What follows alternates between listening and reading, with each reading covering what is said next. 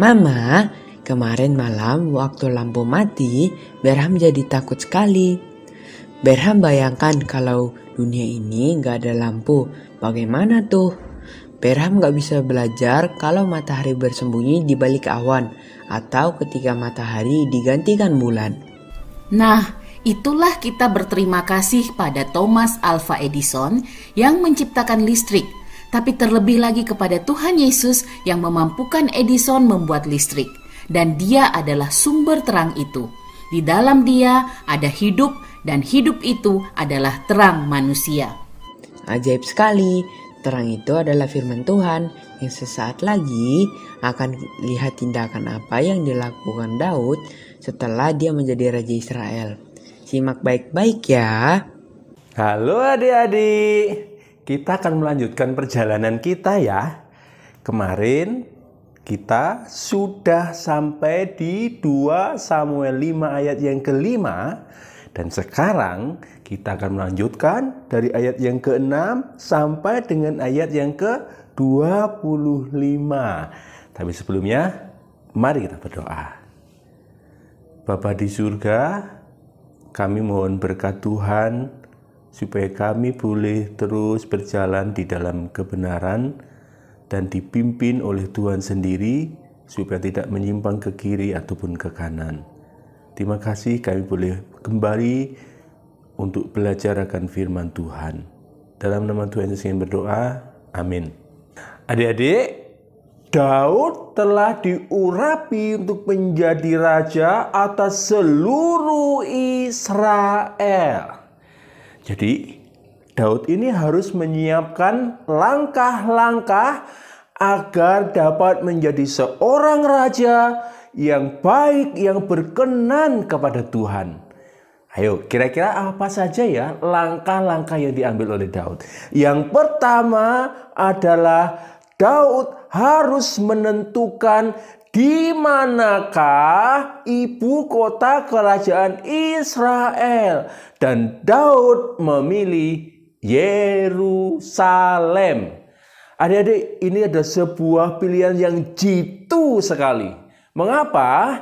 Karena Yerusalem itu berada di perbatasan antara wilayah Yehuda dengan wilayahnya suku Benyamin. Adik-adik masih ingat kan? Saul dari suku mana? Dari suku Benyamin. Tentunya Daud ini ingin membangun komunikasi, membangun relasi yang baik dengan orang-orang Benyamin tanpa harus mengorbankan sesama sukunya, yaitu suku Yehuda. Itulah mengapa dia memilih kota Yerusalem. Tetapi sayangnya pada waktu itu adik-adik, kota Yerusalem itu masih dikuasai oleh orang Yebus. Dan benteng kota dengan kuat masih dipertahankan oleh mereka. Oleh karena itulah Daud kemudian mempersiapkan pasukannya untuk merebut kota Yerusalem yang dikuasai oleh orang-orang Yebus. Orang-orang Yebus ini ternyata sombong sekali adik-adik. Dan dia sangat meremehkan Daud dan pasukannya. Dia berkata, udah ngapain kamu mau merebut kotaku? Orang timpang, orang buta aja akan menggagalkan usahamu. Adik-adik, ini sebuah penghinaan yang sangat besar. Dan sebenarnya yang dihina bukan hanya Daud dan pasukannya. Tetapi orang-orang Yebus ini menghina Allah Israel.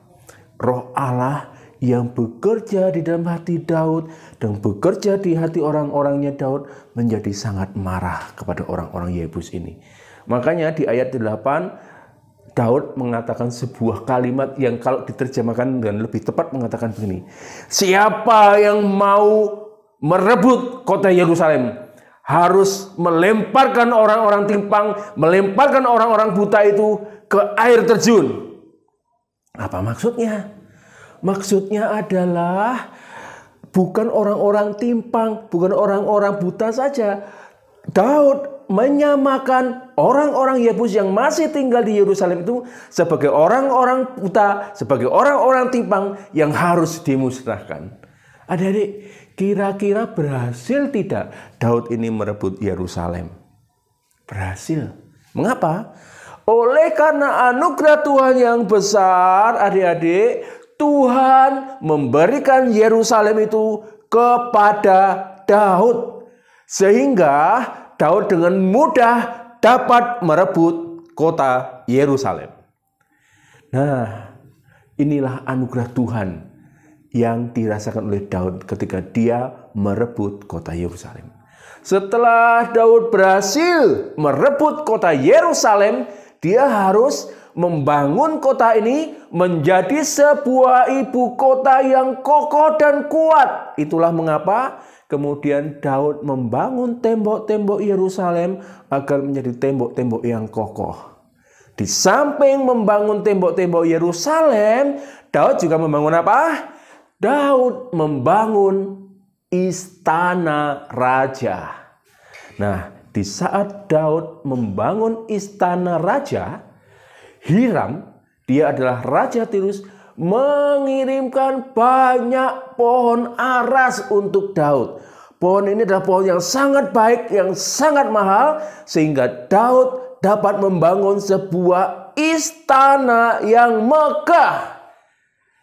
Karena inilah kemudian Daud menyadari bahwa Tuhan mengokohkan kerajaannya karena Israel adalah umat Tuhan. Di sini kita belajar, adik-adik, oleh anugerah Tuhan yang besar, maka Tuhan mengokohkan raja yang telah dipilihnya, yang telah diurapinya untuk menggembalakan umatnya. Di saat Daud menjadi raja, orang-orang Filistin mendengar bahwa Daud telah menjadi raja dan mereka berusaha untuk menangkap Daud. Aneh ya. Mereka kok ingin menangkap Daud? Mungkin mereka tuh masih kepikiran bahwa Daud dulu adalah anak buah dari salah seorang raja Filistin. Makanya mereka mau menangkap Daud. Tetapi Daud kemudian berdoa kepada Tuhan dan bertanya, "Tuhan, apakah aku harus maju melawan orang Filistin? Apakah engkau akan menyerahkan mereka kepadaku?" Tuhan menjawab, "Majulah, aku akan menyerahkan mereka ke dalam tanganmu." Makanya kemudian Daud maju dan melawan orang-orang Filistin. Dan Daud menang. Tetapi orang-orang Filistin ini tetap ngeyel, adik-adik. Tetap nekat dan dia tetap mau menangkap Daud. Maka kemudian Daud bertanya lagi kepada Tuhan. Daud tidak gegabah, aku sudah menang. Aku sebelumnya sudah berhasil mengalahkan orang Filistin. Pasti aku kali ini menang lagi. Tidak. Daud bertanya lagi kepada Tuhan. Tuhan, apakah aku harus maju untuk melawan orang Filistin? Tuhan menjawab, jangan kamu maju. Buatlah gerakan melingkar sehingga kamu dapat menyerang bagian belakang pasukan Filistin. Makanya adik-adik, Daud menyuruh pasukannya untuk bersembunyi di bawah pohon kertau. Kemudian Daud memerintahkan kepada mereka sesuai dengan firman Tuhan, kalau kalian mendengar bunyi langkah di pucuk pohon kertau, saat itulah kalian harus menyerang. Benar adik-adik, ketika mereka sedang ada di pohon kertau itu, terdengarlah bunyi langkah. Dan akhirnya mereka menyerang, maju. Dan kali ini pun Daud dan orang-orangnya bisa mengalahkan orang-orang Filistin. Adik-adik, di sini kita melihat dan belajar bahwa oleh anugerah Tuhan yang besar, maka Tuhan memberikan kelepasan kepada orang-orang Israel dari musuh-musuhnya. Sebenarnya apa yang kita pelajari ini adalah gambaran untuk kita semua, adik-adik. Bahwa Tuhan akan memimpin, akan memelihara, dan akan menolong umatnya. Tetapi siapakah umatnya? Apakah aku termasuk umatnya?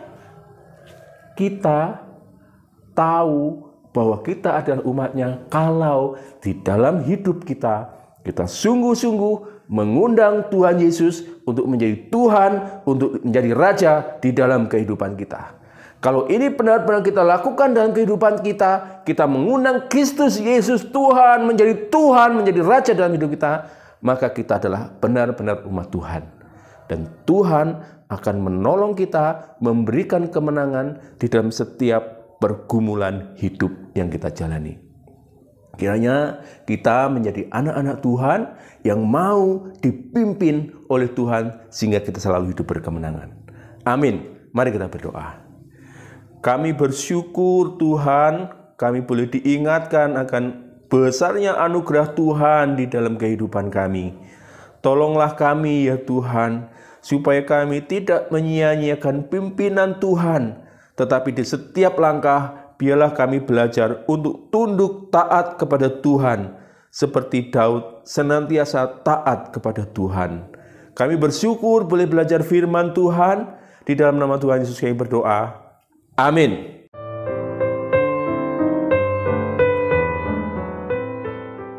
Puji Tuhan, sekalipun bahasa manusia itu terbatas, namun Allah mau pakai bahasa manusia, misalnya bahasa Indonesia, atau memakai peristiwa tertentu untuk mengungkap kasih-Nya. Ya, demikian juga dengan orang Israel. Mereka mengerti bahwa Allah berkenan terhadap Daud untuk membawa kelepasan bagi seluruh Israel, antara lain melalui kemenangan dan pemilihan Yerusalem sebagai ibu kota. Alangkah indahnya kalau teman-teman membaca dari 2 Samuel pasal 6 ayat 1 sampai 10 buat besok.